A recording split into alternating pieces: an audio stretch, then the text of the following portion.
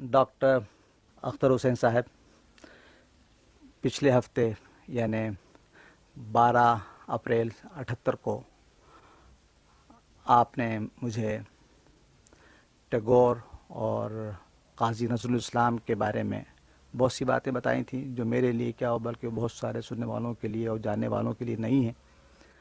آج کی نشست میں یعنی 24 اپریل 78 کی نشست میں میری آپ سے گزارش ہے کہ آپ اسی سلسلے کو جاری رکھیں جس میں کہ کلکتے کی نشستوں کا ذکر ہو، ان میں وہاں کی شخصیتوں کا ذکر ہو جن سے آپ سے ملاقاتیں رہی ہیں، اور جو آپ کے تاثرات ان کے بارے میں ہیں ان سے آپ فرمائیں کچھ۔ بسم اللہ۔ میں آج مولانا ابوالکلام آزاد کے متعلق تفصیل سے عرض کروں گا۔ مولانا آزاد کا نام تو سب کی طرح میں نے بچپن سے سنا تھا، اور ان کی شخصیت کا بڑا رعب تھا، اور کیونکہ وہ میری کم عمری کا وقت تھا کلکتے میں، تو جی مجھے یہ توقع بھی نہیں تھی کہ ان سے نیاز کا موقع ملے گا۔ لیکن ایک دن ایسا ہوا جی کہ میں شام کے وقت اپنے کرم فرما پنڈت بنارسی داس چترویدی جی کے فلیٹ پہنچا۔ ان کا ذکر میں پہلے کر چکا ہوں شاید، نہیں، آپ نے غالباً ذکر نہیں کیا ہے ذکر اس نہیں کا کیا۔ کہ کون صاحب تھے؟ اچھا، یہ آپ نے نام سنا ہوگا کلکتے سے۔ یہ کانگریس پہ تو نہیں تھے؟ جی نہیں، یہ کلکتے سے ایک بڑا مشہور انگریزی کا رسالہ نکلتا تھا، ماڈرن ریویو اس کا نام تھا۔ جی ماڈرن ریویو کے ساتھ 2 رسالے اور نکلتے تھے، وہ ایک ہی ادارے کی یہ مطبوعات تھیں۔ ایک رسالہ تو بنگالی کا تھا جو اس زمانے میں بنگالی کا سب سے مشہور ماہنامہ تھا، اس کا نام تھا پرباشی، اور ہندی کا ایک رسالہ نکلتا تھا جس کا نام تھا وشال بھارت۔ جی جی یہ تینوں انگریزی، بنگالی اور ہندی کے اس زمانے کے چوٹی کے رسائل میں ان کا شمار ہوتا تھا۔ درست۔ وشال بھارت کے ایڈیٹر پنڈت بنارسی داس چترویدی تھے، اور یہ اب بھی زندہ ہیں اور ہندوستان میں ان کی بڑی عزت ہے۔ نہ صرف ان کی ان کا کردار اتنا عالی تھا، جی اور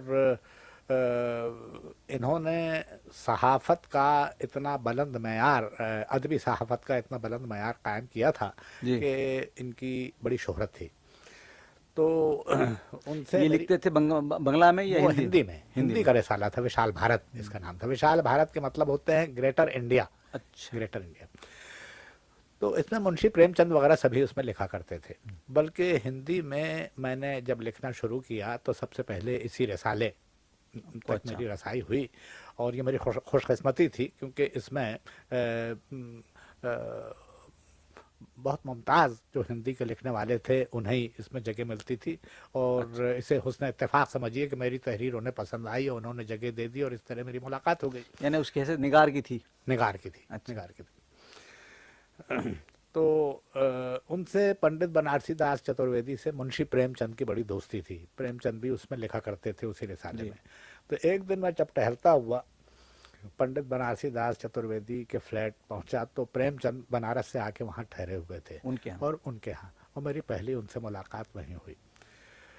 اچھا، اور اسی زمانے میں ایک اور بزرگ جن کا نام شاید آپ نے سنا ہو، ان کی بڑی، اب بھی وہ زندہ ہے اور ہندوستان میں اب بھی بڑی عزت ہے، اس زمانے میں تو بڑا بہت خاص لوگوں میں، تو ان کا نام تھا پنڈت سندر لال۔ سندر لال جی۔ پنڈت سندر لال عربی اور فارسی کے بھی مشہور عالم اور مورخ تھے۔ البتہ ان کا تعلق کانگریس سے رہا ہے؟ ان کا کانگریس سے، ایک زمانے میں کانگریس کے جنرل سیکرٹری رہے تھے، اور الہ آباد کے رہنے والے تھے۔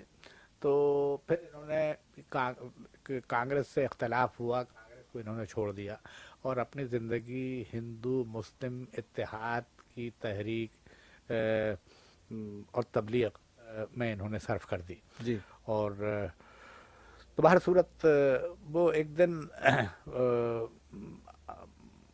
پنڈت سندر لال بھی وہاں پہنچے، यानी पंडित बनारसी दास चतुर्वेदी के यहाँ प्रेमचंद तो थे, मैं भी वहाँ पहुँचा। तो थोड़ी देर के बाद पंडित सुंदरलाल कहने लगे कि मैं मौलाना आज़ाद से मिलने जा रहा हूँ, और क्योंकि पुराने जानने वाले थे मौलाना आज़ाद के, तो उन्होंने कहा कि मैं जा रहा हूँ और आप साहबान अगर चाहें तो मेरे साथ चलें। अच्छा। हम में से हम सबको इश्तियाक था मौलाना आज़ाद से मिलने का, लेकिन कभी किसी को मौका नहीं मिला था। तो सब बशौक पंडित सुंदरलाल के साथ चल पड़े।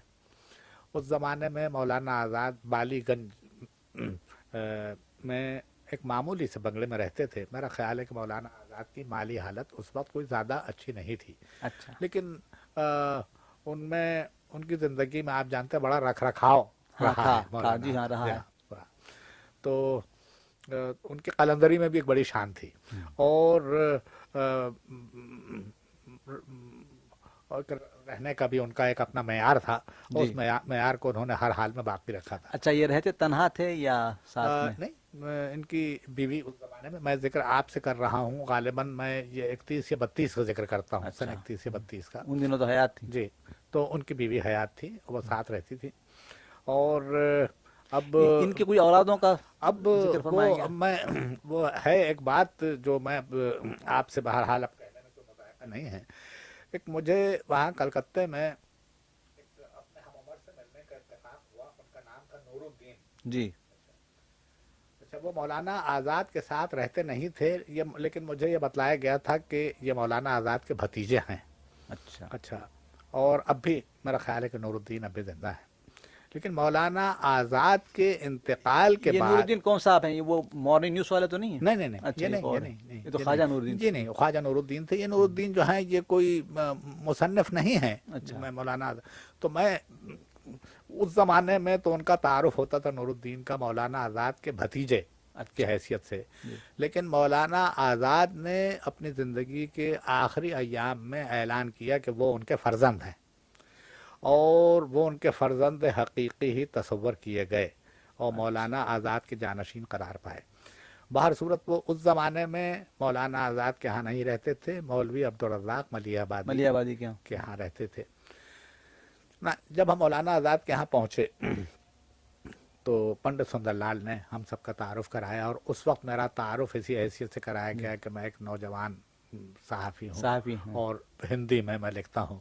तो मौलाना आज़ाद खुश भी हुए, और वो कहने लगे कि भाई हिंदू तो उर्दू में लिखने वाले बहुत से हैं, लेकिन मुसलमान हिंदी लिखने वाले नहीं हैं। मुझे बड़ी खुशी हुई कि तुम जो हो इस तरफ तुम्हारी तबीयत राग़िब है। और जब हम रुखसत होने लगे तो उन्होंने मुझसे कहा कि तुम्हारा जब जी चाहे तो बेतकल्लुफ़ आकर मुझसे मिला करो। इस तरह मौलाना आज़ाद के यहाँ गाहे जाने का मुझे मौका मिला। और ये ताल्लुक़ कलकत्ता छोड़ने के बाद एक मुद्दत गुज़र चुकी, और ये ताल्लुक़ फिर कायम उस वक्त हुआ कि जब सन 47 जनवरी में मौलाना अबुल कलाम आज़ाद हुकूमत हिंद के वज़ीर तालीम मुकर्रर हो चुके थे। ये इंटरिम गवर्नमेंट जो बनी है। डॉक्टर साहब ख़ता कलामी माफ़ जी, जब उस नशस्त में जब पहली मरतबा जब मुंशी प्रेमचंद वगैरह भी थे जी, तो मौलाना अबुल कलाम आज़ाद ने मुंशी प्रेमचंद से उनके लिखने लिखाने के बारे में गुफ्तगू की, या वाकिफ थे उनसे कि नहीं वाकिफ थे? बहस अफसाना निगार के मुझे जो याद पड़ता है, बहुत पुरानी बात है। जी हाँ।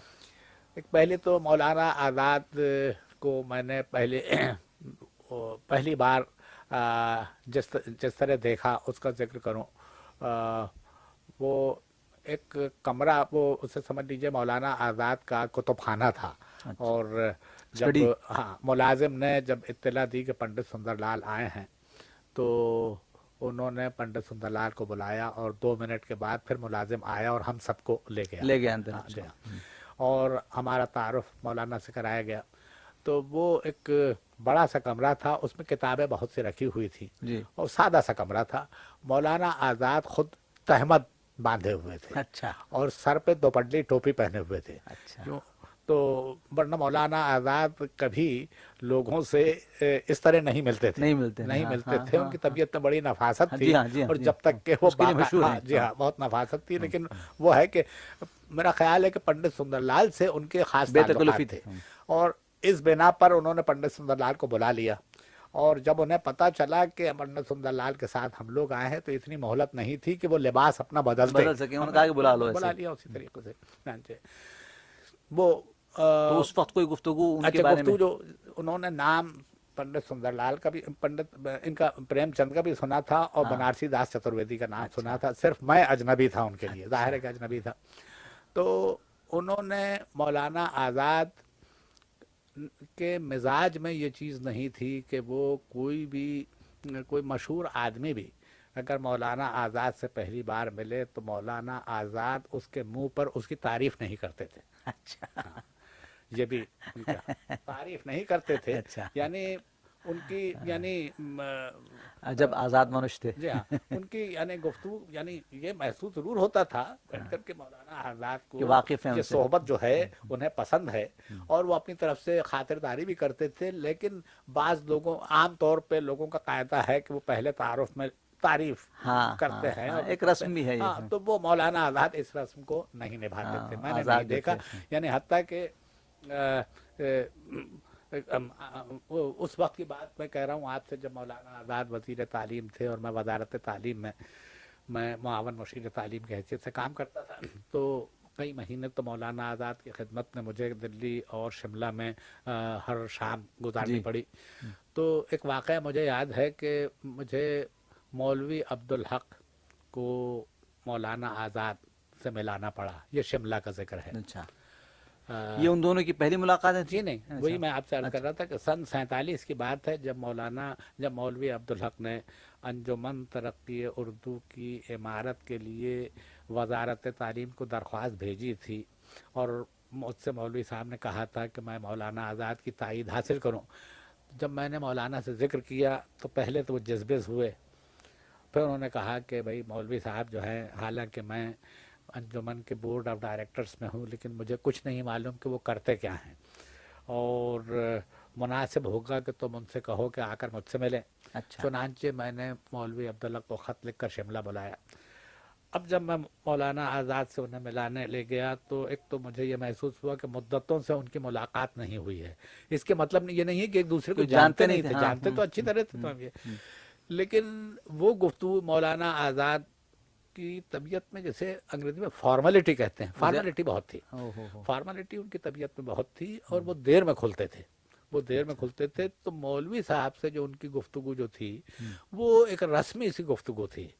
اچھا، اور اس میں انہوں نے یہ معلوم کرنے کی بھی، وہ جانتے ہوں گے لیکن انہوں نے یہ معلوم کرنے کی کوشش نہیں کی کہ انجمن ترقی اردو کیا کام کر رہی ہے یا کیا نہیں کر رہی ہے، یا مولوی صاحب کے حالات کے متعلق کچھ نہیں پوچھا۔ انہوں نے وہ رسمی گفتگو کہ آپ کی درخواست، اس کا کیا درخواست کس غرض سے بھیجی گئی کمال ہے وہ کہ ایسا صاحب علم شخص، اور پھر مجھ سے انہوں نے کہا کہ بھائی ٹھیک ہے، ان کی درخواست جو ہے تو تم اس کے متعلق اسے نوٹ لکھو اس پر، اور میں پوری طرح تائید کروں گا، اور میرے دستخط سے اسے تم وزیر مالیات کو بھیجوا دو۔ تو مولانا کی طبیعت کا ذکر میں آپ سے کر رہا تھا، ان کی طبیعت میں تکلف تھا، یعنی لیکن یہ تکلف بھی بڑی حد تک تکلیف دہ ہے کہ مولوی عبدالحق صاحب جیسا آدمی ان سے ملے اور ان سے اس قسم کی بے اتنائی کہوں گا اس کو میں، جو کچھ بھی آپ کہیے ایک عالمانہ ان میں یہ کہہ نہیں سکتا، تکبر کا لفظ تو میں استعمال نہیں کر سکتا، بعض لوگوں میں کچھ ایک حجاب ہوتا ہے طبیعت علمی برتری تو مانتا ہوں میں، مگر ایک شخصی آداب بھی ہوتے ہیں بہرحال وہ شخصی آداب جو ہے میں نے تو مولانا میں یعنی آ کر، یہ سوء ادب نہیں ہے، میرے دل میں بڑا احترام ہے مولانا کا، لیکن مولانا ان آداب کو زیادہ ملحوظ نہیں رکھتے تھے یہ ہے، بلکہ ایک بار انہوں نے وہاں شملہ میں اپنی کوٹھی میں اپنے وزارت تعلیم کے افسروں کو چائے پر انہوں نے بلایا شام کا وقت، میرا خیال ہے کہ پہلی بار انہوں نے دعوت دی تھی ہم لوگوں کی۔ سیکرٹری ہمارے سر جان سارجنٹ تھے جو اپنے زمانے کے بہت مشہور ماہر تعلیم، تو جب سر جان سارجنٹ آئے تو مولانا آزاد اپنی کرسی سے نہیں اٹھے۔ اچھا، حالانکہ یعنی میزبان کا یہ فرض ہے کہ مہمان جب آئے تو ان کو یہ ضروری ہے، اور بالخصوص یعنی ہم تو کم عمر تھے لیکن بہرحال وہ سیکرٹری تھے تھے اور ہاں ایک صاحب ایک بڑا قابل تو بہرحال قابل قدر عہدہ ہے، مولانا جو ہے وہ بات کچھ ضرور سے زیادہ بیست ہاں وہ شان کرتے تھے، یا تو استغنائی. آپ نہیں میں تو کہوں گا ان کی بے نیازی کہہ لیجیے، میں کیسے کہوں کہ وہ تو یہ بات تھی. تو اچھا باہر صورت ہاں یہ وہ وقت تھا جب میں آپ سے سن 31-32 کی بات کہہ رہا ہوں کہ یہ مولانا پہلی ملاقات آپ کی پہلی جب ہوئی. ملاقات ہوئی. اس سے چند سال پہلے انہوں نے الہلال پھر سے نکالا تھا، جی اور مولوی عبدالرزاق علی آبادی اس کے مدیر تھے. جی مولانا آزاد کا نام نگراں کے حیثیت سے آتا تھا، درست. لیکن وہ اس وقت وہ اخبار چلا نہیں، 2 سال چل کر وہ بند ہو گیا. جی اور پھر وقت گزرتا گیا. اب میں آپ سے مولانا آزاد کے متعلق لوگوں نے جو باتیں کہی ہیں ان کی ایک علمی مرتبے کے متعلق اور ان کے حافظے کے متعلق ان کی کافی لکھا گیا اس کے بارے میں. بہت کچھ لکھا گیا ہے، ہم، اس پہ اب اضافہ کرنا مشکل ہے. یہ میں کہوں گا البتہ کہ مولانا کی تقریر اور تحریر جی کا انداز جو ہے تو یعنی بہت کم لوگوں کو یہ وصف میسر ہے کہ بیک وقت ان کی تقریر اور تحریر دونوں میں. دونوں کا معیار اتنا بلند ہو. تقریر کا جہاں تک تعلق ہے، مولانا کی طبیعت میں ایک بات آ گئی تھی، وہ یہ کہ وہ پبلک میٹنگ میں جس طرح تقریر کرتے تھے اپنے دیوان خانے میں بھی اسی طرح تقریر کرتے تھے. اچھا جی ہاں، اچھا ان کی یعنی اچھا لوگوں کو جو مخاطب اپنے دیوان خانے میں کرتے تھے تو اس میں بھی کچھ انداز، میرا خیال ہے کہ اچھا ان کی طبیعت ثانیہ یہ بن گئی تھی. خطیبانہ تھا. خطیبانہ ان کی جو ہے یہ بالکل وہ خطیب تھے، ہم، اور ان کی تحریر جو ہے وہ بھی خطیبانہ ہے. ہاں ہاں ان کی ہاں تحریر جو ہے ہاں وہ بھی ہاں خطیبانہ ہاں ہے.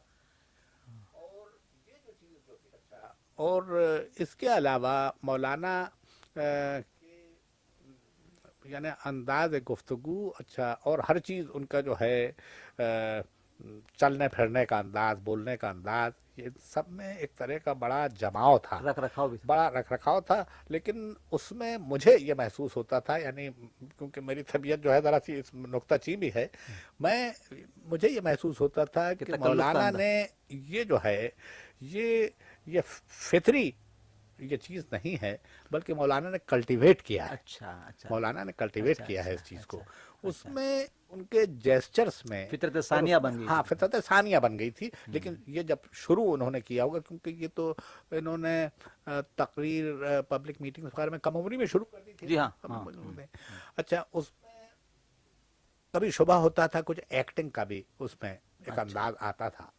اور کچھ عجب نہیں ہے کہ آغا حشر کاشمیری کی صحبت کو بھی اچھا اس میں کچھ دخل ہو، کیونکہ بمبئی میں 2 سال مولانا آزاد نے آغا حشر کی صحبت میں گزارے تھے. یہ اچھا غالباً سن 1909 اور 10 کا ذکر ہے. اچھا واقعی. ہاں جی ہاں. ہم، یہ مولانا نے اپنے تذکرے میں تو کھلے الفاظ میں اس کا ذکر نہیں کیا ہے. انہوں نے کوئی شخصی سی بات کہی ہے کہ اس زمانے کا ذکر کرتے ہوئے انہوں نے دیکھا ہے کہ وہ میری زندگی کا وہ دور جو ہے وہ کچھ وہ الفاظ تو مجھے یاد نہیں ہے صحیح ہم، سے، ان کا مطلب یہی ہے کہ کچھ وہ بے ربطی اور ہم. رنگین مزاجی میں سمجھتا ہوں کہ ہر شخص زندگی میں ایک دور ایسا آتا ہے آتا ہے. ہاں، جی ہاں، وہ اس کے بارے میں شاید وہ زیادہ ذکر نہیں کرنا چاہتا یا کرنا اس کے چاہتے بارے میں جی کچھ ہاں. پسند خود نہیں کرتا ہو کہ بھئی کہ کیا ہو گیا تھا. ٹھیک. تو وہ کچھ تو ایسا ہے کہ وہ کچھ وہ مولانا کی کچھ طبیعت کا کچھ اس طرح کی تربیت ان سے مل جل کر یہ ہوا تھا کہ ان کی طبیعت میں ایک طرح کا تکلف بھی آ گیا تھا، اور یہ محسوس نہیں ہوتا تھا ان کی گفتگو سے اور ان کی سلوک سے کہ یہ چیز فطری ہے. یہ محسوس ہوتا کہ یہ چیز کلٹیویٹ کی ہوئی ہے. میرا خیال ہے کہ عام طور پر جتنے خطیب گزرے ہیں ان سب میں یہ بات ہوگی ہی. میں ان بخاری صاحب کے بارے میں تو نہیں جانتا یہ ہاں بہرحال اچھا ممکن ہے وہ بھی ایسے رہے جی، ہوں. اس میں کوئی شک نہیں ہے کہ مولانا آزاد جیسا یعنی خوش تقریر اردو میں جی میں نے اور کوئی نہیں دیکھا. یعنی سبھی کو اس زمانے کے جو تھے جو اچھے مقرر جو تھے جی انہیں سب کو ہی سننے کا اتفاق ہوا، بات سے ملنے کا بھی اتفاق ہوا. تو اور مولانا آزاد ایک مجھے اور ایک واقعہ یاد آیا جو ان کی یہ خوبی جو تھی. یہ سن 47 کا ذکر ہے کہ دلی میں اس زمانے کی حکومت ہند نے یعنی ہماری وزارت تعلیم نے ایک فائن آرٹس اکیڈمی جی کے قیام کا منصوبہ بنایا اور اس کی عمارت کا سنگ بنیاد پنڈت جواہر لال نہرو نے رکھا. جی اس موقع پہ بڑا مجمع تھا. اس میں مولانا آزاد نے وزیر تعلیم کی حیثیت سے فنون لطیفہ پہ ایک برجستہ تقریر کی. بہت جی. اچھی تقریر کی. اچھا. اچھا اب مجمع میں بہت سے لوگ اردو جاننے والے نہیں تھے. ایک حسن اتفاق ڈاکٹر سید حسین امریکہ سے آ چکے تھے دلی اور اس جی. جلسے میں موجود تھے. اچھا. تو پنڈت نہرو نے ڈاکٹر سید حسین سے درخواست کی کہ آپ اس تقریر کا انگریزی میں ترجمہ کریں. اچھا. تو ڈاکٹر سید حسین بھی مانے ہوئے ایک انگریزی اور ایک اردو. سبحان اللہ, کیا کہیں. موجود تھے اور بڑا سما بنا اچھا. کہ میں وزارت تعلیم میں کیونکہ رہ چکا تھا اور جی جی جی جی. یہ کس قسم کی الجھنیں تھی, یعنی مطلب پارٹیشن کے موقع پر جی بعض چیزوں کے فیصلے نہیں ہوئے تھے. مثلاً کتب خانے جو تھے, لائبریری, ان کے فیصلے نہیں ہوئے تھے کہ ان سے بہرحال کتابیں جو ہیں وہ پاکستان کو کتنی ملیں اور کتنی نہ ملیں اور کیا ہو. پھر انڈیا آفس لائبریری کی تقسیم کا مسئلہ جو تھا وہ بھی جو تھا. تو مجھے مولانا سے تو ان کا موقف کیا تھا اس میں ڈاکٹر صاحب؟ اس میں تھا وہی میں آپ سے عرض کر رہا تھا کہ مجھے تو مولانا آزاد کا میرے دل میں بڑا احترام. جی جی. اچھا لیکن ایک وزیر کی حیثیت الگ ہوتی ہے, عالم کی حیثیت الگ ہوتی ہے. درست ہے, الگ الگ ہوتی ہے. اچھا اب مولانا آزاد جب وزیر ہو گئے تو ظاہر ہے کہ وہ اپنی حکومت کی سیاست, ہاں, اور خیر خواہی بھی کہیے اسے, سیاست, جی ہاں, بہرحال ان کو وہ ذاتی طور پہ پسند کرتے یا نہ کرتے, اس سیاست پر چلنا تو تھا, انہیں چلنا تو تھا. تو ہوا یہ کہ ایک بڑا احمقانہ فیصلہ یہاں کے ارباب حل و عقد نے کر دیا تھا, پاکستان کے ارباب حل و عقد نے سن 47 میں. حکومت ہند کے جو کتب خانے تھے چھوٹے بڑے تقریباً 40 تھے. جی, پورے ہندوستان میں, ہندوستان میں بر صغیر میں سمجھا کہ 40 تھے, چھوٹے بڑے. سب سے بڑا تو وہ کلکتہ کی امپیریل لائبریری تھی جو اب نیشنل لائبریری ہندوستان کی ہو گئی. اور کچھ نہیں تو ان میں 8-10 لاکھ کتابیں تو ضرور تھیں ان کتب خانوں میں. تو تقسیم کے وقت یہ فیصلہ کیا گیا کہ ان کتب خانوں کو تقسیم نہیں کیا جائے گا. ٹھیک ہے, آپ کہہ دیجیے اصولی طور پہ یہ فیصلہ صحیح تھا, اس میں فراغ دلی کو ثبوت دیا گیا کیونکہ کتب خانے کی تقسیم کس طرح کی جا سکتی ہے. لیکن یہ فیصلہ ہوا تھا کہ ان کتب خانوں میں کتابوں کی جو ڈپلیکیٹ کاپیز ہوں گی وہ پاکستان کو دے دی جائیں گی. اچھا, یہ خیرات ہوئی. اچھا اب وہ ڈپلیکیٹ کاپیز بھی تقسیم تو نہیں, خیرات ہے. اب وہ ڈپلیکیٹ کاپیز بھی 8-10, یہ چودھری محمد علی جی ہاں اس زمانے میں کرتا دھرتا تھے ان چیزوں کے, ان کا فیصلہ تھا. تو اگر 8-10 لاکھ کتابوں میں ڈپلیکیٹ کاپیز کم سے کم 1 لاکھ تو ہوں گی, یہ زیادہ ہی ہوں گی اس سے مختلف. اب وہ کس نوعیت کے ڈپلیکیٹس تھے, واللہ کیا کہہ سکتے ہیں. اچھا ان کی اہمیت کیا تھی, کیا پتہ. اچھا اب یہاں وہ فیصلہ کرنے کے بعد ایک مزید حماقت یہ کی گئی کہ ڈپلیکیٹ کاپیز کو حاصل کرنے کے لیے یہاں سے ایک افسر عملے کے ساتھ دلی بھیجا گیا, جی, جو 3-4 سال وہاں پہ رہا. اچھا, کیونکہ وہاں جو ہندوستان کی وزارت تعلیم کے عہدے دار یہ کہتے تھے کہ جناب ڈپلیکیٹ کاپیز کی فہرست ہمارے پاس نہیں ہے, فہرست آپ بنائیے. تو یہ عملہ بیٹھ کے عام طور پر لائبریری میں تو ہوتی ہے ڈپلیکیٹ کاپیز. اچھا تو وہ کہتے تھے نہیں ہمارے پاس, عام طور پر ہر جگہ پر لکھا جاتا ہے کہ صاحب ڈپلیکیٹ کاپی, اسپیئر کاپی ہے, ڈپلیکیٹ کاپی ہے. جی ہاں, کیٹلاگ میں تو ہوتا ہی ہے. ہاں کیٹلاگ. تو وہ کہتے تھے جناب بہت ہمارے پاس تو کیٹلاگ نہیں ہے, فہرست آپ بنائیے. فہرست بنانے کے لیے اور یہ مان گئے اسے, مانے کہ یہ رہے وہاں پر کئی سال, لاکھوں روپے ضائع ہوئے. لگتا ہے ایسا کہ جانے والے کوئی علم دوست لوگ نہیں تھے. ورنہ اچھا ڈاکٹر صاحب مجھے بتائیے, میرے ذہن میں ایک بات آ رہی ہے, آپ لوگ بہتر جانتے ہیں اس چیز کو, میں تو شعبے کا ہوں بھی نہیں.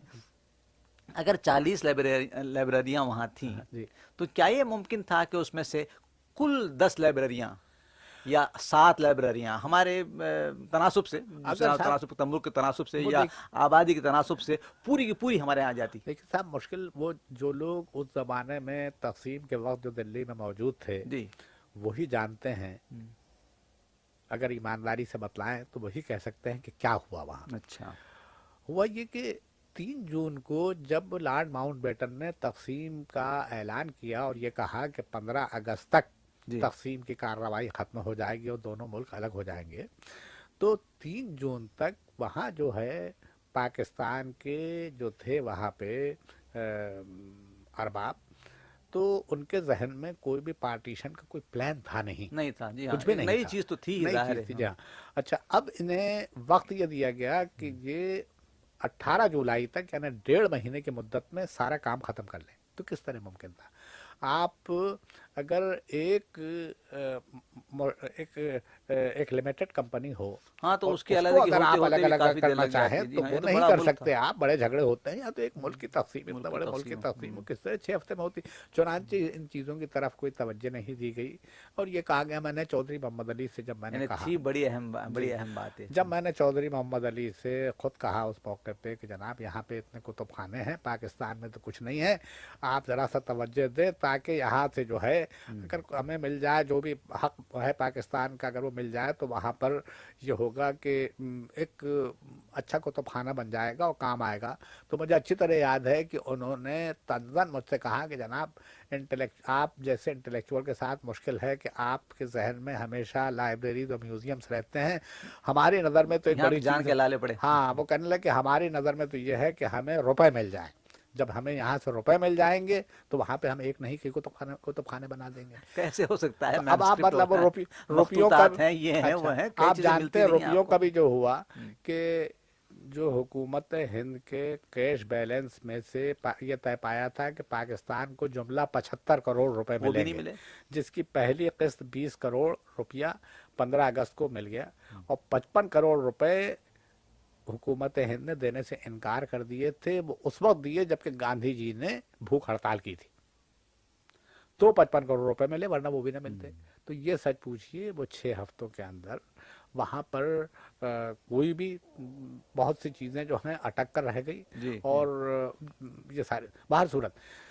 تو میں آپ سے مولانا ابوالکلام آزاد آزاد کے. کا ذکر کر رہا تھا. تو مجھے جب یہاں سے بھیجا گیا اور مولانا، میں نے جا کر مولانا سے کہا کہ مولانا دیکھیے یہ فیصلہ جو کچھ ہوا تھا یہ تو پاکستان کے ساتھ بڑی زیادتی ہوئی تھی.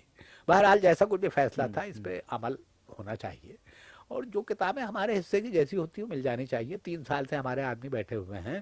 تو یقین جانیے مولانا نے اپنی لاچاری کا اظہار کیا. انہوں نے کہا کہ بھائی میں اپنے عملے سے بار بار کہہ چکا ہوں کہ تم پاکستان کو جو کتاب، جو ان کا پاکستان کا حق ہے وہ دے دو، لیکن مجھ سے تعاون نہیں کرتے. اچھا.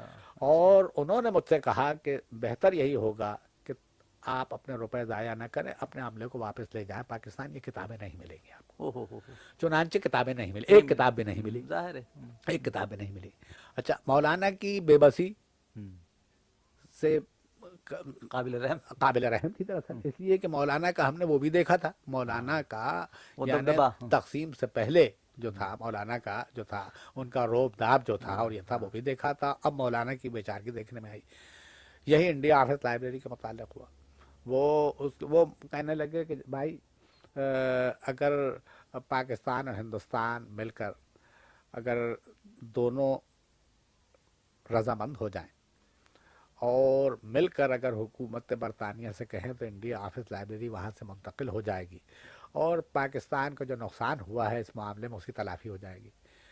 میں نے مولانا کے اس مشورے کا ذکر اپنی حکومت سے یہاں کیا. جی. چنانچہ ہماری حکومت نے اس تجویز کو پسند کیا اور کہا کہ ٹھیک ہے وہاں حکومت ہند سے بات کی جائے. چنانچہ وزیر تعلیم کے ساتھ میں ہندوستان گیا. جی. اور مولانا سے جب گفتگو ہوئی، باقاعدہ جب گفتگو ہوئی تو مولانا نے عجیبی، وہ تو صاحب پیترا ہی بدل دیا. وہ کہنے لگے پیترا بدل دیا. آپ کہنے لگے کہ جناب آپ لوگ رضامند ہو جائیں کہ انڈیا آفس لائبریری منتقل ہو کر ہندوستان آ جائے اور پھر یہاں سے لے جائیں آپ. ہاں کہ اس میں سے جو چیزیں آپ کے کام کی ہوں ان کی فوٹو کاپی ہم آپ کو دے دیں گے. سبحان اللہ، سنیے سبحان سوچیے اللہ۔ آپ، اس کا جواب ہم نے دیا، ہم نے کہا کہ مولانا ہم جو ہے اپنی تنگ حالی کے باوجود بڑی بڑی فیاضی کا ہم نے ثبوت دیا کہ حکومت ہند کے کتب خانوں کو تقسیم نہیں کرایا۔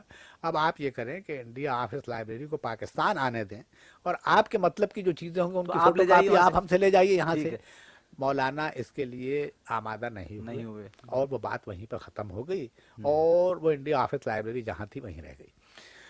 تو میں عرض یہ کر رہا تھا کہ مولانا آزاد، اور اس تعجب کی بات نہیں ہے اس لیے کہ ان کا پوزیشن تقسیم کے بعد کمزور ہو جانا چاہیے تھا، جی ہاں، ظاہر ہے، جی، کیونکہ وہ تقسیم کے خلاف تھے، اور مسلمانوں کی اکثریت نے ان کے مشورے کو نہ مانا۔ نہ مانا، تو ہندوؤں کی نظر میں مولانا کا پوزیشن تو کمزور ہو جاتا۔ اب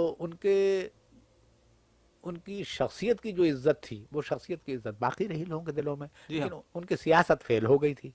اچھا، اور ان کے ذہن پر اس ناکامی کا اتنا اثر تھا کہ انہوں نے ایک لفظ بھی پھر اردو میں نہیں لکھا۔ جی ہاں، یہ ہوتا ہے، ہاں ہوتا ہے، یہ ہوتا ہے، آپ اگر غور فرمائیں تو یہ مولانا فطری نے رد عمل ہے۔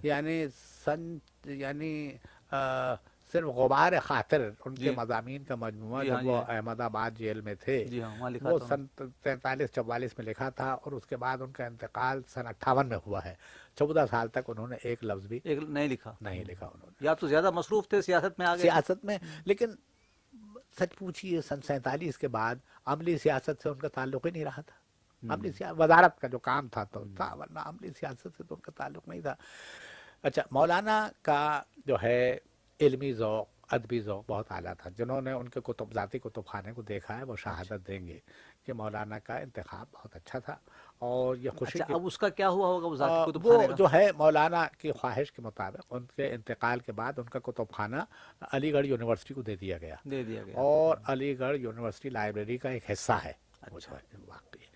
اچھا، اب میں نے کیونکہ مجھے دیکھنے کا اتفاق نہیں ہوا تو کہہ نہیں سکتا، کیونکہ مولانا کے پاس کئی نادر جو ہیں مسودے بھی مخطوطات تھے، ہوں۔ مخطوطات وغیرہ بھی تھے، وہ خدا کرے کہ وہ بھی محفوظ رہ گئے ہوں اور وہ علی گڑھ پہنچ گئے ہوں۔ اور تو ان کے کوئی رشتہ دار رہے تھے بعد میں؟ مولانا آزاد کے ان کے گھر میں کوئی ان کا؟ مولانا آزاد کے ایک ہی بڑے بھائی تھے جی، جن کا انتقال نوجوانی میں ہو گیا تھا، جی، کلکتہ میں ہی انتقال ہو چکا تھا، اور ان کی مولانا آزاد کی بیوی کا انتقال جبکہ وہ جیل میں تھے احمد آباد میں اس وقت ہو گیا تھا، احمد نگر میں۔ احمد نگر میں، جی ہاں، احمد نگر میں انتقال ہو گیا تھا۔ اور وہ میں نے نور الدین کا جو ذکر کیا آپ سے، جی ہاں، جن کا پہلے تعارف ان کے بھتیجے کی حیثیت سے کرایا جاتا تھا، بعد میں معلوم ہوا کہ ان کے فرزند ہیں، اور آخر میں وہ مولانا آزاد کے ساتھ رہنے لگے، ان کے جانشین قرار پائے۔ اب یہ سوال کہ مولانا آزاد کا ایک ہی لڑکا تھا اور انہوں نے اس کی تعلیم کی طرف توجہ کیوں نہیں دی، اور اپنے ساتھ اسے کیوں نہیں رکھا، یہ ایک نازک سوال ہے، اور اس کے متعلق میں اگر کچھ نہ کہوں تو بہتر ہے۔ بہتر ہے، جی ہاں، کچھ بڑا نازک بس اب جو ہے نازک بات ہے یہ، نازک بات ہے، اس کو یہیں پر اسے رکھ دیں۔ اس میں کچھ پردہ نشینوں کی بھی جی نام ہاں، آتے ہیں۔ بہرحال وہ بھی ہے ان کی۔ اب میں مولانا آزاد کے علاوہ وہاں نصیر الدین خیال صاحب کے میں بارے میں ہے، آپ جی ہاں، میں نواب نصیر حسین خان خیال کا ذکر کرنے چلا تھا۔ آپ کو علم ہوگا کہ یہ پٹنہ عظیم آباد کے رہنے والے تھے، شاد عظیم آبادی کے بھانجے تھے۔ اچھا، جہاں شاد عظیم آبادی کے ان کے بھانجے تھے۔ یہ عمر کا بڑا حصہ ان کا کلکتہ میں گزرا، جس طرح سے مولانا آزاد کی زندگی کا بہت بڑا حصہ کلکتہ میں گزرا۔ نواب خیال کو مجھے چند بار دیکھنے کا اتفاق ہوا، یہ وہاں سے جو اخبار نکلتا تھا اردو کا عصر جدید، جی ہاں، تو عصر جدید کے دفتر میں آیا کرتے تھے کبھی کبھی، اور عصر جدید کے مالک مولانا شائق احمد عثمانی کے دوست تھے، اور عصر جدید میں چراغ حسن حسرت اور میرے مرحوم بھائی مظفر حسین شمیم، یہ دونوں کام کرتے تھے۔ تو جب کبھی کبھی ایسا ہوا کہ اس اخبار کی طرف چلا گیا، کیونکہ اب آپ سمجھ گئے ہوں گے کہ میں سیلانی آدمی تھا، یعنی مجھے سیر کا شوق جو تھا ہاں وہ جی اس ہاں جی قسم ہاں کا ہاں تھا، ہاں جہاں ہاں کہ وہ اخباروں کے دفتر، علمی ادارے، ادبی ادارے، کتب خانے، ہاں تو ادھر میوزیم، ادھر اس قسم ہاں کا شوق تھا میرا۔ تو میں کبھی چلا گیا تو وہاں نواب خیال بھی نظر آئے، اور جب انہیں شمیم صاحب کو تو وہ جانتے تھے، اور اس نسبت سے انہوں نے مجھے پہچانا اور بڑی شفقت سے پیش آتے تھے۔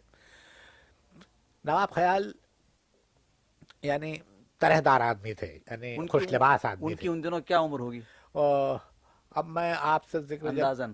میں ذکر کر رہا ہوں آپ سے، اگر سن 30 ان کا انتقال، جب سن 35 میں نواب خیال کا انتقال ہوا تو ان کی عمر 55 سال تھی۔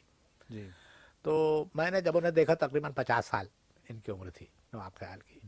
یہ دبلے پتلے آدمی تھے لیکن بڑے خوش لباس، جی ہاں اور بالکل۔ ہاں، اور شخصیت بھی ان کی جو تھی بہت جاذب تھی ان کی شخصیت۔ اور ان کا اردو نثر کا جہاں تک تعلق ہے، یہ کہا جا سکتا ہے کہ مولوی محمد حسین آزاد کے اسٹائل میں نواب خیال سے بہتر کسی نے نثر نہیں لکھی۔ لکھی نہیں۔ اچھا، نظم تو انہوں نے بہت یہ کم ان سے لکھی۔ متاثر تھے یا ویسے میرا خیال ہے ہم کہ ذوق؟ وہ ذوق کی بات ہے۔ ہم ذوق تھے۔ ہاں جی ہاں، ہم ذوق تھے، ہم ذوق تھے۔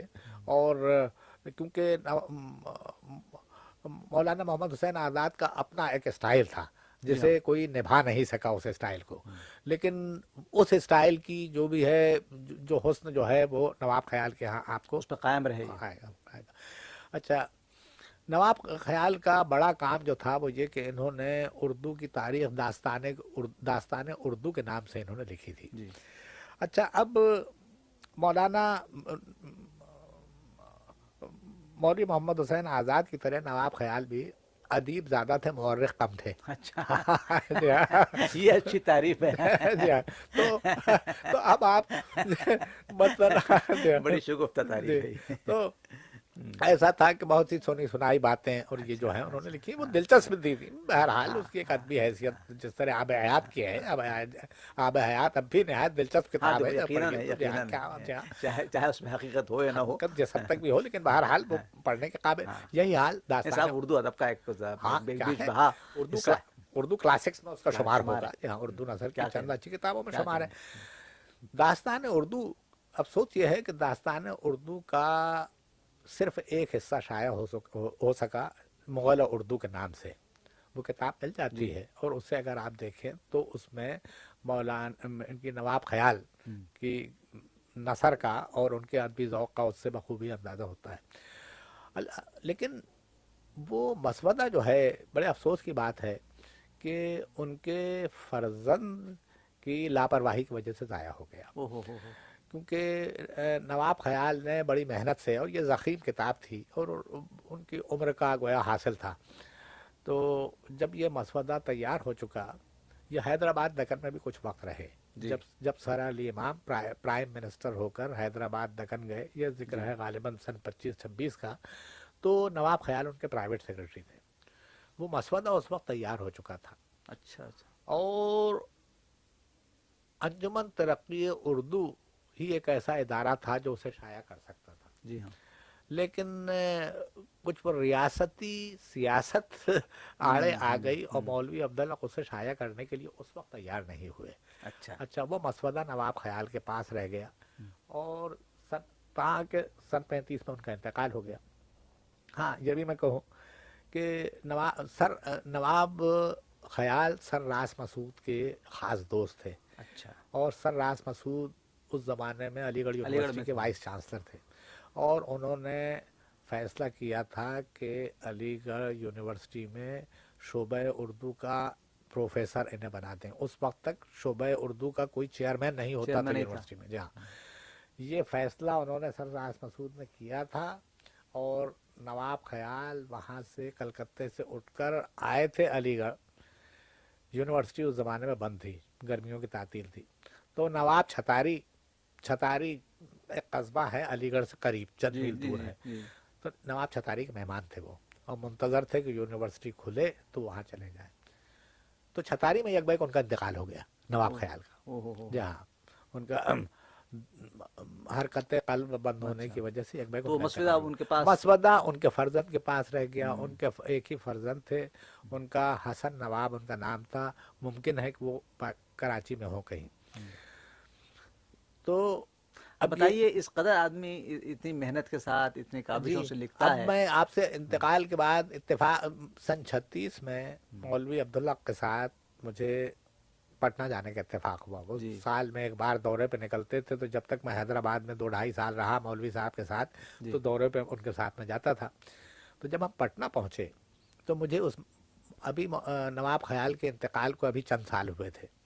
सन 35 नहीं, मेरा ख्याल है सन 32 में उनका इंतकाल जी हुआ। हाँ, सन 32 या 33 ऐसी कुछ इंतकाल हुआ। तो मुझे मैंने मौलवी अब्दुल्ला से जिक्र किया उस मसवदे का। अब मौलवी साहब भी, क्योंकि वो सियासी इख्तलाफ ख़त्म हो चुका खत्म हो था, चुका था। हाँ नवाब हाँ साहब ही नहीं हाँ, रहे थे, बात ही नहीं रही। तो मौलवी साहब ने इश्तियाक ज़ाहिर किया। उन्होंने कहा कि भाई काश वो मसवदा मिल जाए तो मैं उसे ज़रूर छापूंगा। जी तो मैंने हसन नवाब को तलाश किया, अच्छा, मिले। मिले वो, और मुझसे उम्र में शायद 2-4 साल छोटे थे। तो मैंने उनसे कहा कि भाई देखो, तुम्हारे बाप की अमानत तुम्हारे पास है और इसे छपवा दो, और अंजुमन तरक्की उर्दू से बेहतर कोई इदारा नहीं है, दुरुस्त। और इससे मुआवजा भी तुम्हें मिल जाएगा। जी हाँ, लेकिन उन्होंने तवज्जो नहीं दी, खुदा जाने तवज्जो नहीं दी। ये उनके पास है भी या नहीं है। अच्छा, अब यही मैं आपसे कह रहा हूँ, मसवदा उस ज़माने में था, लेकिन जब तक़सीम हिंद के बाद जब वो यहाँ आ गए पाकिस्तान, तो मसवदा वहीं पटना में रह गया, ज़ाया हो गया।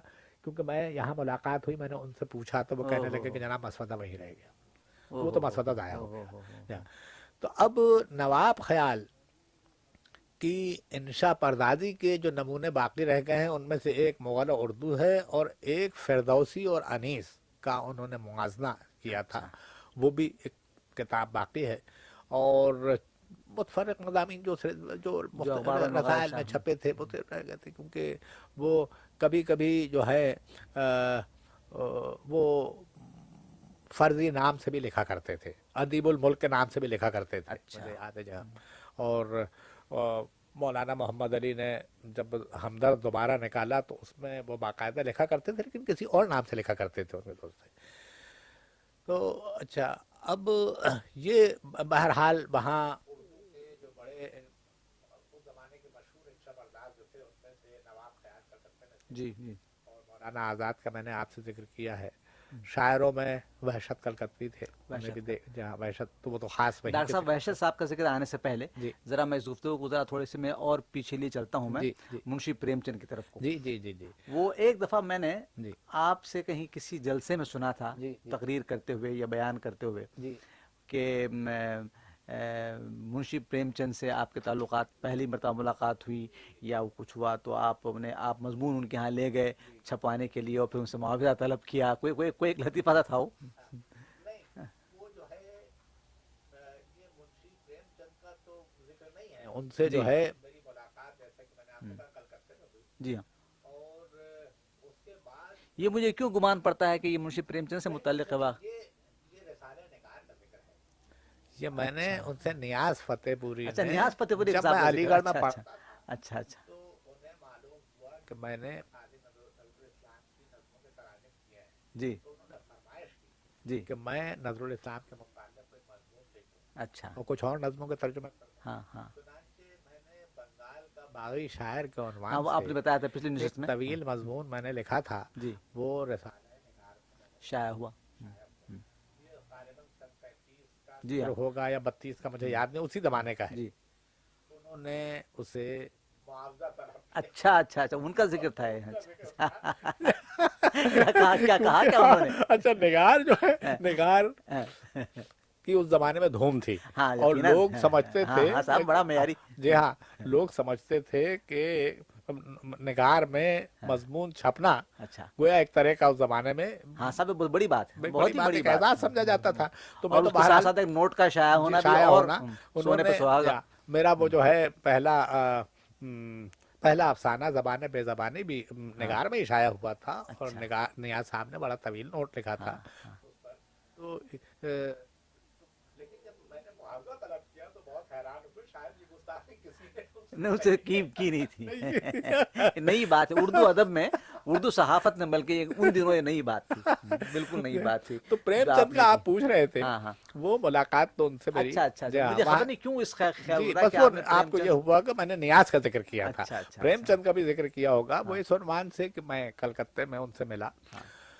कलकत्ते मेरा ख्याल है वो साल में एक दो बार आया ज़रूर करते थे, और मुझे याद है कि वहाँ से मुलाकातें वहाँ दो चार बार हुई। और वो हिंदी में उन्होंने किसी सोहबत ने, मुझे याद है, कलकत्ते की, मेरा उर्दू का अफसाना उनकी नज़र से गुजरा था, और हिंदी में भी मैंने पहला अफसाना लिखा, जी लेकिन वो बिल्कुल एक अलग किस्म का अफसाना था। तो वो बड़ी उन्होंने तारीफ़ की, लेकिन एक नसीहत भी मुझे की जो याद है। उन्होंने कहा कि भाई उर्दू जो लिखते हो तुम, तो वो जो है वो ज़बान आम फहम नहीं होती। वो ज़माने में ठीक है, वो हाँ अफसाना उम्र भी हाँ ऐसी थी, अफसाने वो था, मजमून भी अफसाने का ऐसा था कि कुछ ज़बान जो है हाँ। वो कुछ ज़्यादा उसमें तकल्लुफ़ ही था ज़बान में। तो कह लगे कि ज़बान आम फहम होनी चाहिए। उन्होंने कहा कि हिंदी में भी यही है हाँ कि तुम्हारी ज़बान जो है वो शकील होती है, और उर्दू भी शकील होती है। कोशिश तो तुम्हें ये करनी चाहिए कि ज़बान हो आम फहम। चला जाता था गर्मी की छुट्टियों में, 3-4 महीने रहता था। जी। एक बार वापसी पे मेरा जी चाहा कि मैं बनारस ठहरूं और एक अच्छा। नज़र बनारस को देख लूं और मुंशी हाँ हाँ प्रेमचंद से भी मिलूं। हाँ। चुनांचे मैं वहाँ बनारस पहुँचा, जी और सुबह ट्रेन पहुँची, तो वेटिंग रूम में अपना सामान रखकर, क्योंकि मुझे आगे अलीगढ़ जाना था रात की ट्रेन से, दिन भर की बात थी, वहाँ रखकर मैं मुंशी प्रेमचंद के घर गया। जी। तो वो बहुत खुश हुए, हम्म, और जब मैंने उनसे कहा कि मैं तो यहाँ सिर्फ आपसे मिलने के लिए ठहरा हूँ, मुझे खास। कोई ख़ास तो काम नहीं है, तो वो कह रहे भाई ये कैसा मिलना है कि तुम जो हो सुबह आओ शाम को चले जाओगे, तुम 2-3 दिन तो ठहरो यहाँ। मैंने उधर भी किया, लेकिन वो माने नहीं, जी। और उन्होंने मेरा सामान वहाँ से स्टेशन से मंगवा लिया। वेटिंग रूम मैं से 2-3 दिन उनका उनके यहाँ मेहमान, क़याम रहा। जा अच्छा। उनका क़याम रहा। अच्छा, इनकी बीवी बच्चे वगैरह जी, सब। इनकी जो है बीवी थी, और इनके 2 लड़के, हम्म, श्रीपत राय और अमृत राय, 2 लड़के हैं। जी क्योंकि आप तो जानते होंगे कि प्रेमचंद दरवेश मनश आदमी थे। जी। उन्होंने, वो मुझसे कहते थे कि उन्होंने अपनी ज़िंदगी में कभी 200 रुपये माहाना से ज़्यादा उनकी आमदनी नहीं हुई। अच्छा 200 रुपये ज़्यादा तो एक, 200 हालांकि फिल्मों वगैरह में भी कुछ को हाँ, लिखना वो शुरू किया तो। चले गए थे थोड़ी मुद्दत के लिए। वो एजेंटा फिल्म कंपनी थी कोई बम्बई में, हम्म। एजेंटा फिल्म हाँ, कंपनी, मिल मजदूर के नाम से एक फिल्म गए निकली थे, थी, मुझे और याद पड़ता उसमें है। साल 2 साल रहकर आ गए। हम्म, 2 साल रहकर आ गए, उसे छोड़कर आ गए। और वो बाद में उन्होंने मुझसे जिक्र भी किया, वो कहने लगे कि भाई वो जो है वो माहौल हमारा माहौल नहीं है। रास नहीं आता। हाँ, वो रास नहीं आता वहाँ पर, तो वो, लेकिन वही एक मौका था जब शायद एजेंटा से 1000 रुपये अच्छा। महीना इन्हें मिलते थे, वरना बकौल उनके उनकी आमदनी कभी 200 रुपये महीने से ज़्यादा अच्छा, नहीं हुई। खलील अहमद। या, लेकिन उनके इंतकाल, क्योंकि प्रेमचंद मुसल प्रेमचंद जी अदीब थे, जी हाँ। लेकिन अदब से तिजारत करने का ढब उन्हें नहीं आता नहीं था, आया था। कभी नहीं आया। वो कभी वो किताब लिखते थे, हाँ पब्लिशर ले जाते थे, हाँ। जो कुछ भी उन्होंने दे दिया ले लेते थे, अच्छा कभी किसी से मोल भाव नहीं करते थे। अच्छा। ये उनके उनके इंतकाल के बाद उनके बड़े लड़के ने, श्रीपत राय ने, उस काम को बहुत संभाला। अच्छा, रॉयल्टी वगैरह उनकी आपकी है। सारी किताबें खुद उन्होंने प्रेस लगाकर सारी किताबें खुद छापते हैं, उनके ट्रांसलेशन राइट, अच्छा क्योंकि अच्छा उनके अच्छा उनके अफसानों के, वो तो प्रेमचंद, सच्ची बात यह है अच्छा। कि दुनिया के चंद बड़े मुख्तसर अफसाना नवीसों में शुमार होगा दुरुस्त प्रेमचंद का। दुरुस्त है, दुरुस्त है।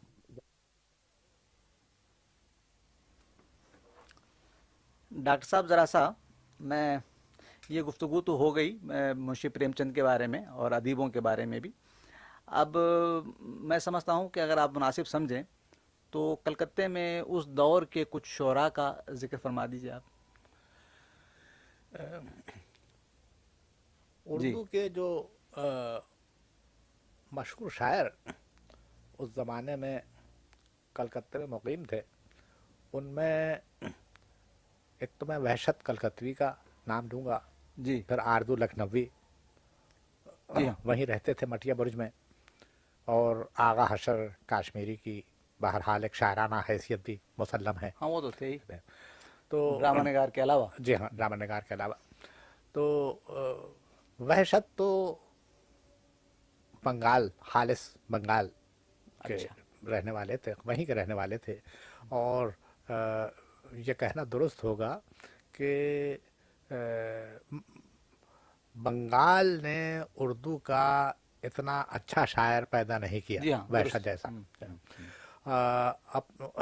वो इस ज़मन में आपको कोई और बंगला शायर नज़र आता है जो उर्दू में, जिसमें उर्दू में वहशत के अंदाज में या वहशत के मेयार पर कहा हो वहशत कुछ? के मेयार पे तो कोई भी नहीं नहीं। आया, बल्कि वहशत का शुमार तो ये वो दौर था, आपको याद होगा कि गज़ल की निशात सानिया का दौर था, जी। जबकि उर्दू ने चंद बड़े अच्छे गज़ल को पैदा किए, जी हाँ। जैसे कि असगर और जिगर और फ़ानी और यास जी, जी। यगाना।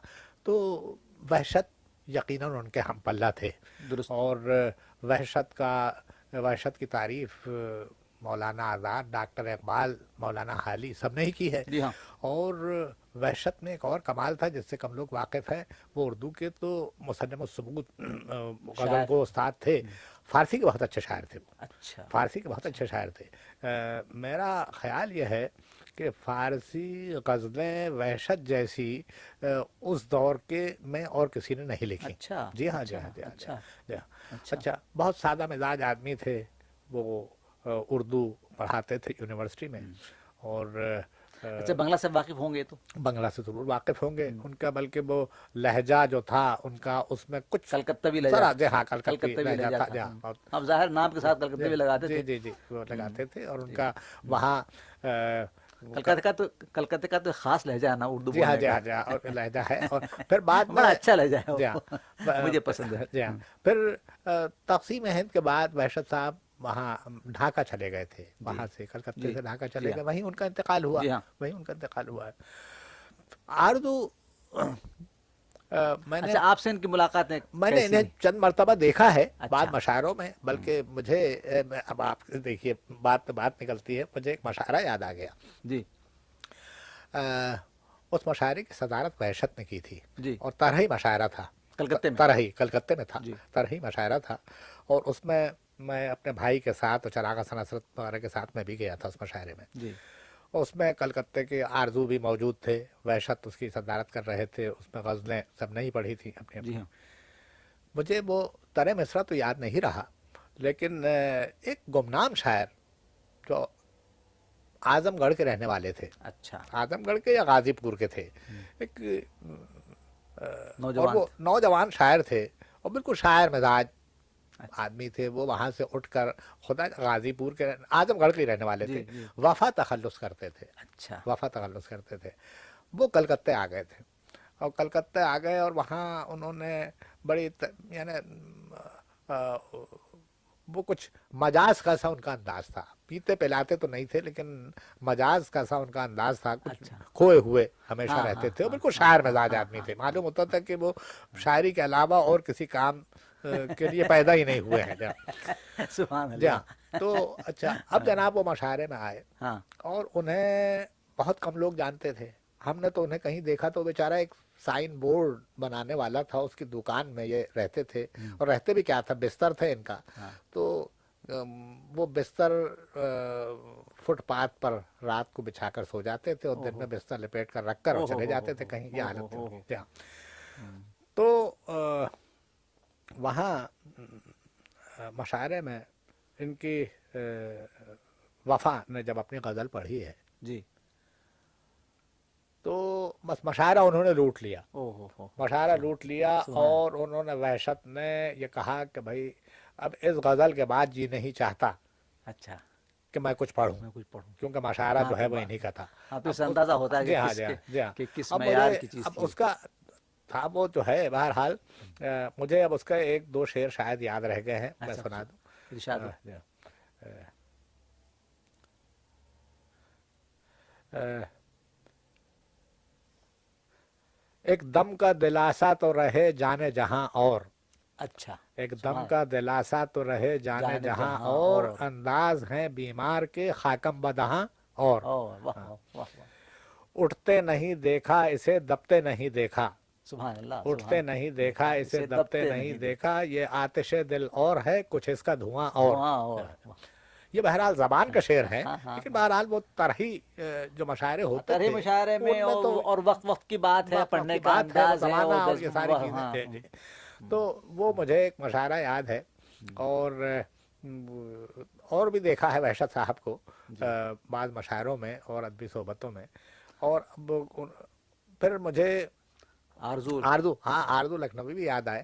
معلوم نہیں، میں نے اس گفتگو میں جو کلکتے کے متعلق کی شاید مٹیا برج کا میں نے ذکر ذکر کہیں کیا آپ نے، کیا ذکر تفصیل سے، کیا ہے آپ نے، تو وہاں جو پرانے لوگ رہتے تھے ان میں آرزو صاحب بھی تھے، اور وہ وہاں کچھ تھیٹریکل کمپنیز کے لیے، فلم کمپنیز کے لیے کچھ گانے آنے لکھتے تھے، لیکن ان کی حیثیت جو تھی ایک استاد کی تھی، جی، اور ان کے شاگردوں کا ایک حلقہ بھی تھا، جی ہاں، اور اور وسیع حلقہ تھا ان کا، وسیع حلقہ تھا ان کا، اور وہ اتنے شریف و منکسر مزاج آدمی تھے وہ، جی، کہ ان سے مل کر آدمی جو ہے ان کی شرافت قائل ہو جاتا تھا، ایک ہی بار مل کے قائل ہو جاتا ماشاء تھا۔ اللہ، ماشاء اللہ، تو بلکہ میرے ایک جاننے والے تھے، ایک ہندو، جنہیں ایک اردو شاعری کا شوق تھا، جی، تو انہوں نے وہ چاہتے تھے شاگرد ہاں اصلاح کہ لینا، آردو کے وہ شاگرد اچھا، ہونا چاہتے تھے، چنانچہ انہیں میں لے بھی گیا تھا، میں نام ان کا بھول رہا ہوں، کہیں الہ آباد کی طرف کے رہنے والے تھے، تو چند اپنے ہندو دوستوں کو لے کر میں مٹیا برج گیا تھا آردو صاحب کے ہاں، جی، اور چلتے چلتے میں نے انہیں یاد دلایا کہ بھئی رسم ہے کہ وہ استاد شیرنی، کے لیے ہاں کچھ شیرینی لے جاتے ہیں، چنانچہ وہاں کسی حلوائی، بنگالی حلوائی کے ہاں سے مٹھائی لے کر ہم ان کے آردو صاحب کے ہاں گئے تھے، اور انہوں نے اپنا شاگرد بھی انہیں بنایا تھا آردو صاحب۔ اچھا، آردو بھی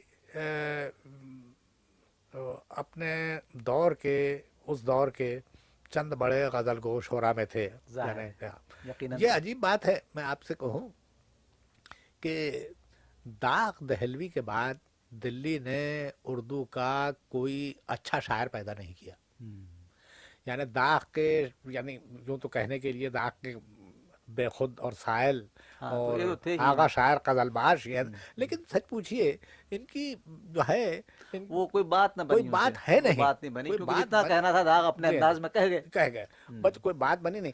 البتہ لکھنؤ میں آپ دیکھیں کہ 20ویں صدی میں وہاں پر چند اچھے شاعر پیدا ہوئے، جن میں ایک آرزو کا نام لیا جا سکتا ہے، صفی لکھنوی کا نام لیا جا سکتا ہے، عزیز بھی ہیں، ثاقب غزل باش ہیں، عزیز ہیں، یعنی کئی شاعر وہاں ہوئے، جی، دلی میں یہ بات نہیں تھی۔